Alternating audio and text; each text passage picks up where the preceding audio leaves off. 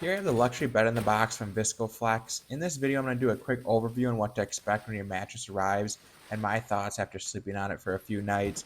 But this is what it looks like when it arrives. It is fully rolled up, so you do need to unroll it and then cut the plastic off it. Once you do that, it's going to start expanding to its final shape. I was able to do this whole process by myself. It was pretty simple, and they do give you a small box cutter to cut the plastic open if you do not have a scissors on hand. And here's what it looks like when it is fully expanded. They say give it about 72 hours, but mine was ready to go in like 24 hours. And I've been sleeping on this the past couple of nights. Let me tell you, this thing is super comfortable. It has something on top. It's called like a pillow top.